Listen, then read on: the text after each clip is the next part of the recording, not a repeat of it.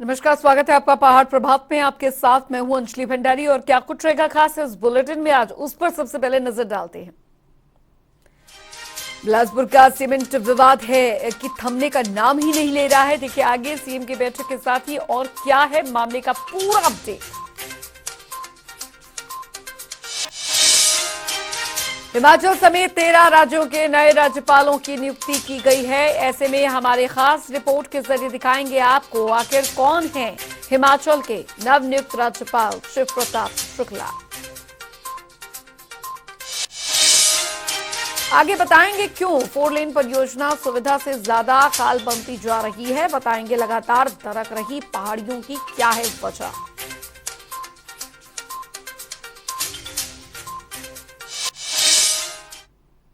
और चलिए रुक करेंगे इस बीच आ रही बड़ी खबर की और बिलासपुर से आ रही बड़ी खबर आपको बता दें। सीमेंट विवाद सुलझने का नाम यहां पर नहीं ले रहा है, लेकिन लगातार प्रयास यहां पर किए जा रहे हैं। सीमेंट विवाद सुलझाने में जुटे हैं मुख्यमंत्री संग बैठक में पेच फंसा हुआ है। अकेले वार्ता के पक्ष में ट्रक ऑपरेटर जो है वो नहीं है। कंपनी प्रबंधकों को भी वार्ता में बुलाने की मांग यहां पर की गई है। तो आपको बता दें कल होनी है सीएम संग ट्रक ऑपरेटरों की बैठक। ये इस वक्त की बड़ी खबर आपको बता रहे हैं।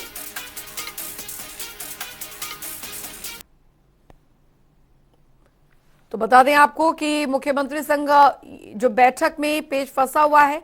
दरअसल अकेले वार्ता के पक्ष में जो ट्रक ऑपरेटर है वो नहीं है। उनका कहना है कि वार्ता में कंपनी प्रबंधक जो हैं वो भी सामने आए ताकि पूरी पारदर्शिता के साथ जो है वो पूरा जो मसला है वो यहां पर सुलझ सके। तो 15 दिसंबर से बंद पड़े हैं 2 सीमेंट प्लांट। 35,000 के करीब लोग बेरोजगार अब तक हो चुके हैं। तो पीएम तक सीमेंट विवाद पहुंचा है। सीमेंट कंपनी ट्रक ऑपरेटरों के बीच ये विवाद काफी ज्यादा बढ़ता जा रहा है। कई इनसे जुड़े सीमेंट फैक्ट्री से जुड़े जो कई लोग हैं उनका रोजगार इससे जुड़ा हुआ है। लेकिन अभी फिलहाल स्थिति यहां पर यह है कि ट्रक ऑपरेटरों का यही कहना है कि कंपनी प्रबंधन को भी इस बैठक में शामिल किया जाए ताकि पूरी पारदर्शिता के साथ इस समस्या का हल निकल सके।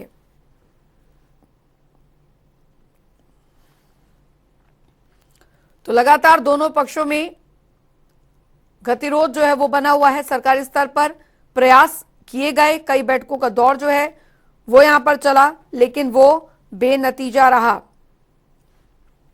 अब स्थिति यहां पर यह बनी हुई है कि अगर ऐसे ही यहां पर चलता रहा तो फिर आगे स्थिति जो है वो और भी ज्यादा विकट हो सकती है। अब पूरी तरीके से कोशिश यहां पर यह की जा रही है कि राज्य स्तर पर ही इस मसले को सुलझाया जाए। हालांकि पूरा मामला जो है वो प्रधानमंत्री नरेंद्र मोदी तक जा पहुंचा है और कहा यह भी जा रहा है कि 2 टीमों का गठन जो है वो यहां पर किया गया है ट्रक ऑपरेटरों की। और उनमें से एक जो टीम है वो मुख्यमंत्री सुखविंदर सिंह सुक्खू से उन्होंने मुलाकात की है। हालांकि दूसरी टीम की मुलाकात प्रधानमंत्री से कब होती है इस पर अभी कोई ताजा जो अपडेट है वो नहीं आई है। लेकिन अब लगातार प्रयास जो हैं वो शासन प्रशासन स्तर पर और मुख्यमंत्री खुद लगातार बैठकें यहां पर कर रहे हैं ताकि इस हड़ताल को खत्म किया जा सके। लेकिन हड़ताल जो है वो ऐसे ही बनी हुई है। ट्रक ऑपरेटरों का कहना है कि बैठक में कंपनी प्रबंधन को भी शामिल किया जाए।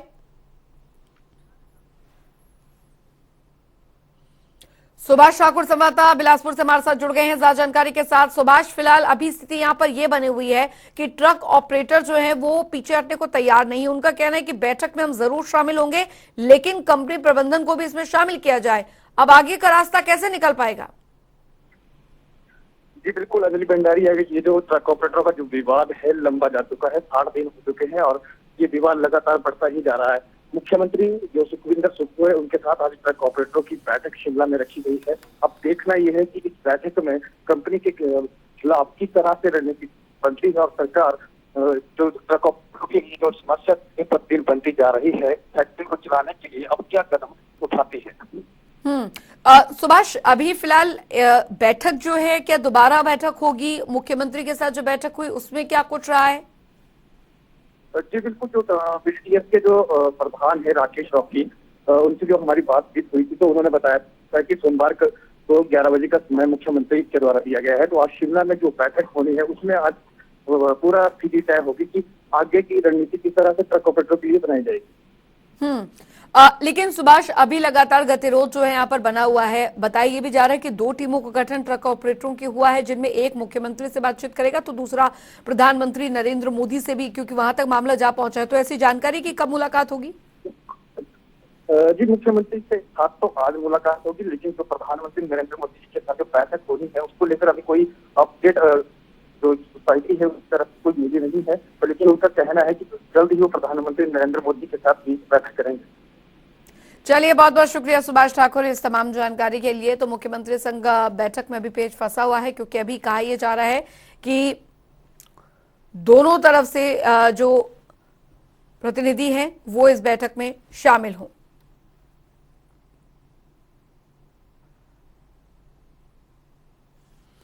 रुक करेंगे अगली बड़ी खबर की ओर। बड़ी जानकारी आ रही है, वो आपको बताने जा रहे हैं। तो बड़ी खबर, बड़ी जानकारी आ रही है। बता दें, मंडी में पहाड़ गिरने का सिलसिला लगातार जारी।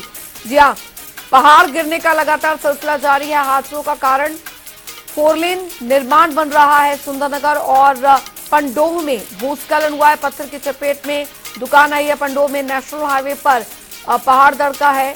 तो पहाड़ी की कटिंग के दौरान ये पत्थर जो है वो गिर रहे हैं और यह हादसा भी जरूर हुआ। एक दुकान पर पत्थर आ गिरा है। हालांकि किसी जानी नुकसान की कोई जानकारी अभी तक नहीं है। हादसों का कारण ये निर्माण कार्य यहाँ पर बन रहा है। सुंदरनगर और पंडोह में भूस्खलन हुआ है। पत्थर की चपेट में दुकान आई है, जानकारी मिल रही है। बड़ी खबर, पंडोह में नेशनल हाईवे पर पहाड़ दरका है। पहाड़ी की कटिंग के दौरान पत्थर जो है वो गिर रहे हैं। मंडी में पहाड़ गिरने का सिलसिला लगातार जारी है। बता दें आपको, हादसों का कारण 4 लेन निर्माण जो है वो बन रहा है। तो सुंदरनगर और पंडोह में भूस्खलन हो रहा है। पत्थर की चपेट में दुकान आ गई है। ये बड़ी खबर आपको बता रहे हैं। तो पंडोह में नेशनल हाईवे पर पहाड़ दरका है। ये बड़ी खबर आपको बता दें। पहाड़ी की कटिंग के दौरान ये पत्थर जो हैं वो गिरे हैं और हालांकि गनीमत रही कि कोई बहुत बड़ा हादसा वहां पर नहीं हुआ या वहां लोग मौजूद नहीं थे, लेकिन एक दुकान पर एक पत्थर आकर जरूर गिरा है। सुंदरनगर और पंडोह में ये भूस्खलन जो है वो हुआ है। पत्थर की चपेट में एक दुकान जरूर आई है। तो पंडोह में नेशनल हाईवे पर पहाड़ दरका है। पहाड़ी की कटिंग के दौरान जो पत्थर हैं वो गिरे हैं। मंडी में पहाड़ गिरने का सिलसिला लगातार जारी है। ऐसी खबरें लगातार आ रही हैं। हादसों का कारण बन रहा है 4 लेन का निर्माण, जो निर्माण वहां पर हो रहा है और उसकी वजह से बताया जा रहा है।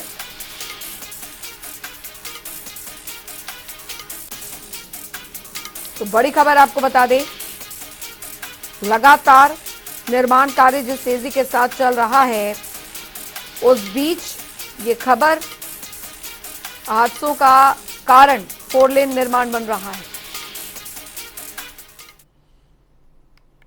खबरों में आगे बढ़ेंगे। शिमला के नगर निगम के बजट को पेश करने की तारीख सामने आ चुकी है। शिमला का बजट 25 फरवरी को पेश किया जाएगा। दावा है कि आने वाली 20 फरवरी तक निगम का बजट तैयार हो जाएगा। हालांकि ये पहली बार होगा जब ये बजट बिना मेयर या फिर बिना डिप्टी मेयर के पेश होगा। शिमला के डीसी आदित्य नेगी ही इस बजट को पेश करने वाले हैं। प्रक्रिया की बात करें तो 20 फरवरी के बाद उपायुक्त इस फाइनल ड्राफ्ट की जांच करेंगे और खास बात है कि इस बजट में लोगों की राय भी शामिल है। ऐसे में लोगों को भी अपनी उम्मीदों के मुताबिक ही बजट तैयार होने की आशा है।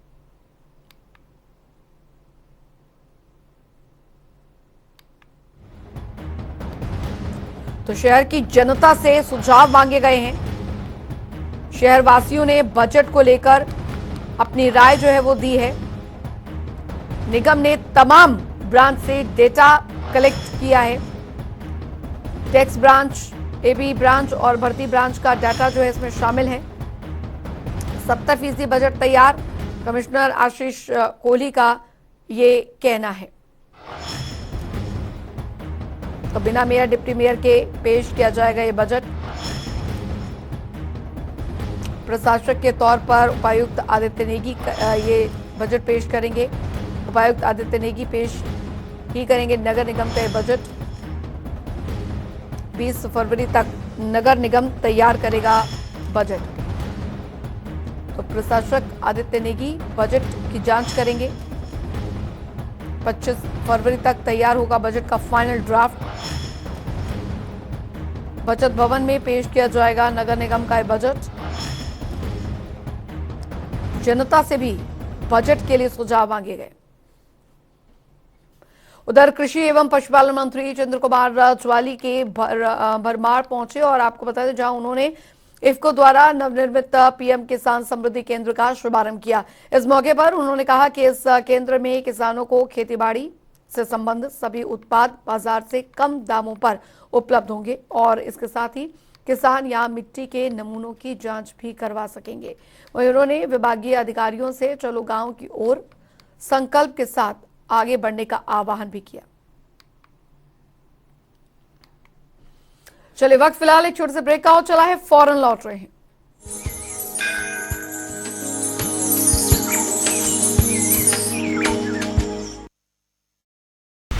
रोटी की कीमत बढ़ी या रूस यूक्रेन युद्ध ने बढ़ाई?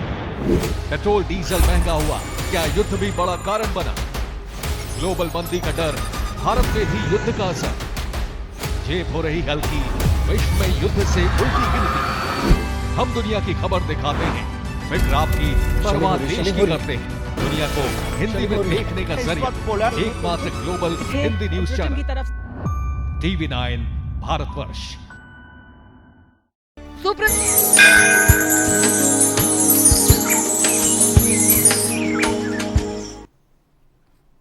ब्रेक के बाद स्वागत है। खबरों में आगे बढ़ेंगे। डॉक्टरी छोड़ राजनीति का हिस्सा बने बीजेपी नेता डॉक्टर जनकराज अक्सर अपने राजनीतिक कार्यक्रमों के दौरान लोगों का इलाज करते नजर आते हैं।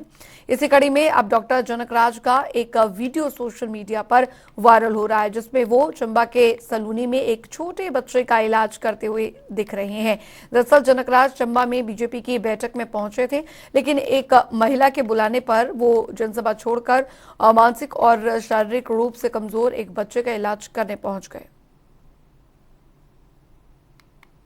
तो तस्वीर में आप देख सकते हैं किस तरीके से वो एक मानसिक रूप से संक्षिप्त बच्चे का इलाज करने के लिए पहुंच गए।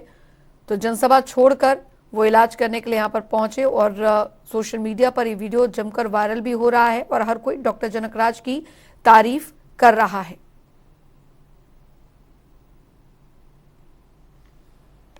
चलिए खबरों में आगे बढ़ेंगे। राष्ट्रपति द्रौपदी मुर्मू ने 13 राज्यों के नए राज्यपालों की नियुक्ति की है।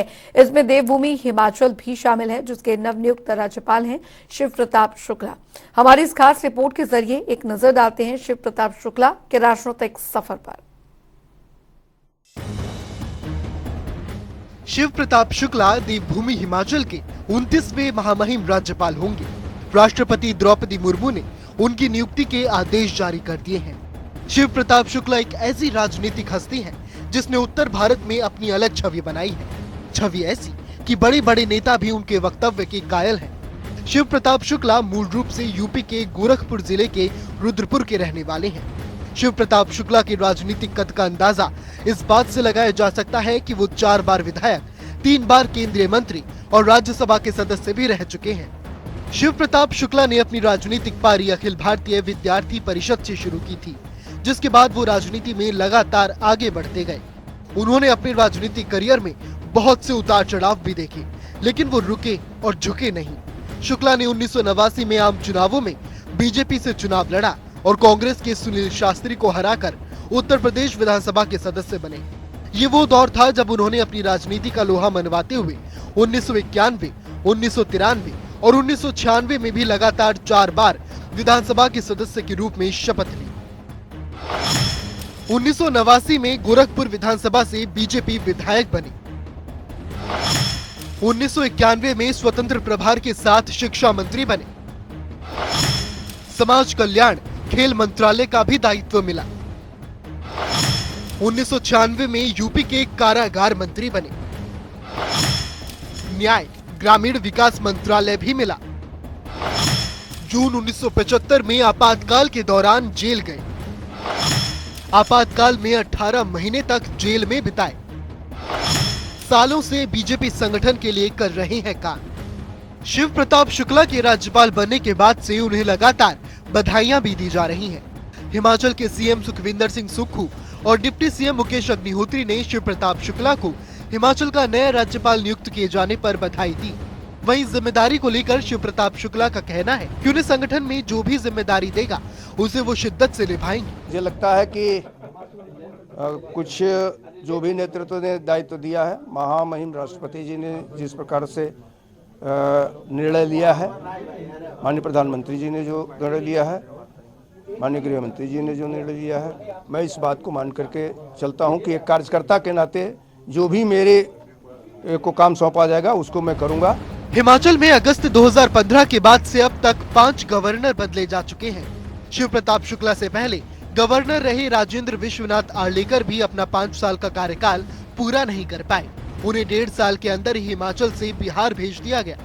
बहरहाल नए राज्यपाल शिव प्रताप शुक्ला का हिमाचल की सुक्खू सरकार के साथ कैसा तालमेल रहेगा, ये देखना वाकई दिलचस्प होगा। ब्यूरो रिपोर्ट, जनता टीवी।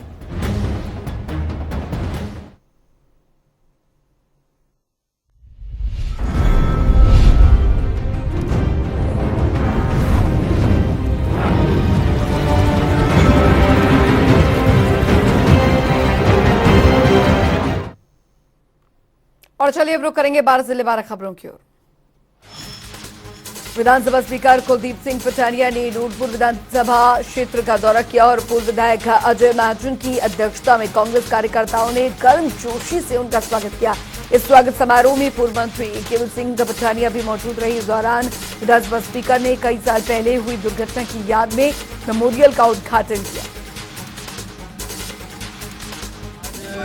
यहाँ पर स्थानीय स्तर पर आपको याद होगा, आज से 5-6 वर्ष पहले एक एक्सीडेंट में करीब 2 दर्जन बच्चों की मौत हुई थी और वहाँ पर जहाँ वो घटना घटित हुई वहाँ एक मेमोरियल जो है वहाँ स्थानीय स्तर के ऊपर बनाया गया है कि यहाँ बाउंड्री पर, नूरपुर चुनाव क्षेत्र की बाउंड्री पर बड़े प्यार स्नेह सम्मान के साथ इन सब ने मेरा स्वागत किया है।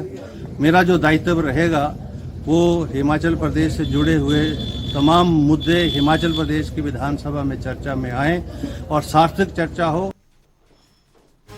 बीजेपी के प्रदेश अध्यक्ष सुरेश कश्यप ने नाहन में प्रेस कॉन्फ्रेंस की और इस दौरान उन्होंने प्रदेश की कांग्रेस सरकार पर निशाना साधते हुए कहा कि उन्होंने पहले तो लोगों को गारंटियां दे दी, लेकिन अब वो पैसों का रोना रो रहे हैं। सुरेश कश्यप ने कहा है कि नेताओं की कोठियों पर करोड़ों रुपए खर्च किए जा रहे हैं। साथ ही उन्होंने कहा कि सिर्फ बीजेपी ने ही नहीं, कांग्रेस सरकार ने भी भारी भरकम कर्जा लिया।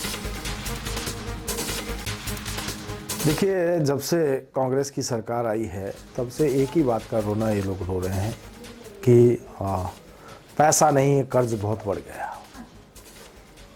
लेकिन मैं इनसे पूछना चाहता हूं कि क्या ये कर्ज जो लिया गया केवल भारतीय जनता पार्टी के समय में लिया गया? लेकिन इस सरकार ने आते ही कर्ज का रोना शुरू कर दिया है। दिसंबर माह में ही इन्होंने 1000 करोड़ रुपया कर्ज लिया, उसके बाद जनवरी में 1500 करोड़ रुपये लिया और आज हर समय एक ही बात का रोना रोते हैं। इन्होंने सरकारी संस्थानों को, जो कि भाजपा ने खोले थे, 600 से ज़्यादा, करीब 625 संस्थान बंद केवल इस बात को लेकर कर दिए कि इनके लिए बजट की जो है बजट का प्रावधान नहीं किया गया। जबकि हमारी सरकार ने जब जो भी संस्थान खोले थे उसको सभी जो जितनी भी आवश्यक उसके लिए, चाहे वो बजट की बात हम करें या दूसरी औपचारिकताएं थी, सभी को पूरा करने के बाद ही खोले थे। लेकिन इन्होंने एक ही बहाना केवल ढूंढा। अडानी समूह को दिए गए कर्ज को लेकर सियासत लगातार गर्म रही। आपको बता दें, कांग्रेस के साथ ही अब आम आदमी पार्टी भी इस सियासी लड़ाई में कूद गई है। आम आदमी पार्टी की राष्ट्रीय कमेटी ने देश भर में अपनी इकाइयों से बीजेपी कार्यालयों के बाहर प्रदर्शन करने का आह्वान किया। इसी कड़ी में शिमला में आम आदमी पार्टी ने बीजेपी कार्यालय के बाहर प्रदर्शन किया और केंद्र सरकार के खिलाफ जमकर नारेबाजी। उत्तर प्रदेश के सबसे बड़े औद्योगिक क्षेत्र नालागढ़ में पुलिस लगातार नशे के खिलाफ अभियान चला रही है, जिसके तहत पुलिस ने एक नशा तस्कर से 1 क्विंटल से ज्यादा अवैध चूरा पोस्ट बरामद किया है। और दरअसल पुलिस को गुप्त सूचना मिली थी, जिसके आधार पर कार्रवाई करते हुए उन्होंने 2 लोगों को गिरफ्तार किया। रामपुर में युवा कांग्रेस ने प्रेस कॉन्फ्रेंस की और इस दौरान युवा कांग्रेस नेता ने क्षेत्र के बीजेपी नेताओं पर जमकर निशाना साधा।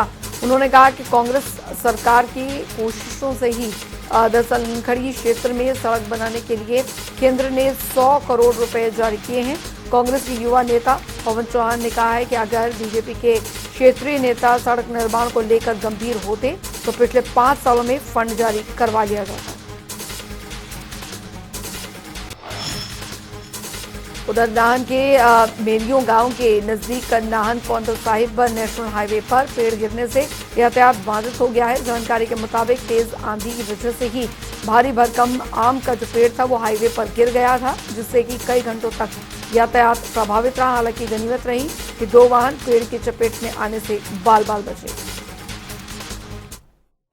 बहुत बड़ा हादसा होने से बच गया कि जैसे ही यहाँ से गाड़ियाँ जा रही थी तो ऊपर से पेड़ गिरा बहुत बड़ा, और 2 गाड़ियाँ तो बिल्कुल आने से नीचे आने से बच गई और सबकी जान बच गई। बहुत बड़ा हादसा होने से टल गया। तो ये लोकेशन है विलेज मेलियो माजरा के पास पड़ती है, कोंटा से नाहन रोड पे। भारतीय सेना की मैकेनाइज्ड इन्फेंट्री राष्ट्रीय राइफल्स के नायक मनोहर लाल नूरपुर पहुंचे और मनोहर लाल ऐसे वक्त में नूरपुर पहुंचे हैं जब हाल ही में उन्हें सेना मेडल के सम्मान से नवाजा गया है। इस दौरान क्षेत्र के लोगों ने विभिन्न स्थानों पर उनका भव्य स्वागत किया। किसी ने ढोल नगाड़े बजाए तो किसी ने फूल मालाएं पहनाई।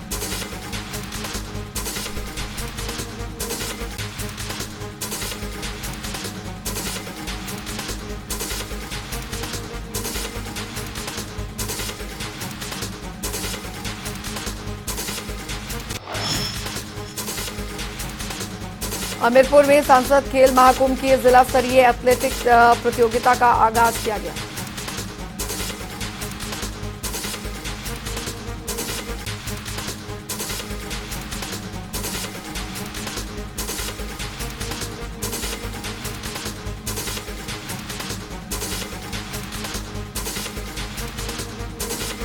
हमीरपुर में सांसद खेल महाकुंभ के जिला स्तरीय एथलेटिक्स प्रतियोगिता का आगाज किया गया। इसमें 508 एथलीट हिस्सा ले रहे हैं। मुख्य अतिथि के तौर पर द्रोणाचार्य वादी रमेश पठानिया मौजूद रहे। इस मौके पर उन्होंने हरी झंडी दिखाकर प्रतियोगिता का आगाज किया।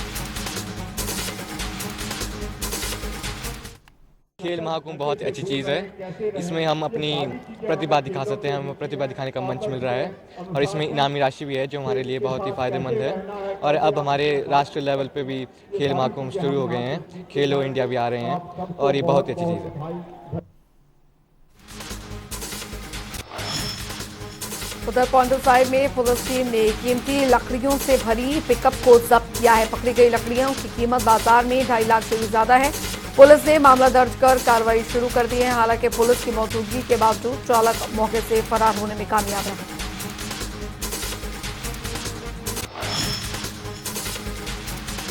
पूर्वोत्तर राज्यों से राष्ट्रीय एकात्मता यात्रा में आए प्रतिनिधियों ने धर्मशाला में प्रेस वार्ता की। प्रतिनिधियों ने अपने अनुभव साझा करते हुए चर्चा की। राष्ट्रीय एकात्मता यात्रा देश के विभिन्न प्रांतों में 16 अलग अलग मार्गों से होकर 20 फरवरी को गुवाहाटी में संपन्न हुई।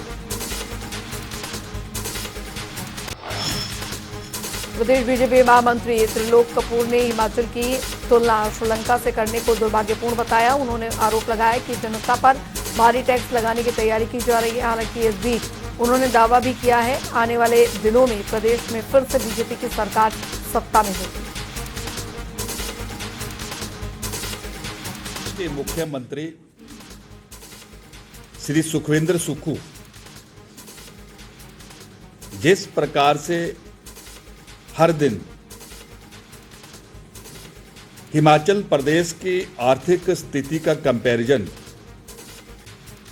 श्रीलंका से कर रहे हैं, इससे ये बिल्कुल स्पष्ट है कि आने वाले समय में प्रदेश की कांग्रेस सुक्खू सरकार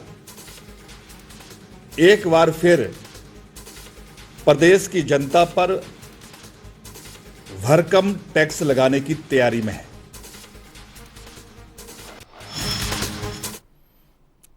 चलिए इसी के साथ हिमाचल की खबरों में अभी के लिए फिलहाल इतना ही। आप बने रहिए जनता टीवी के साथ।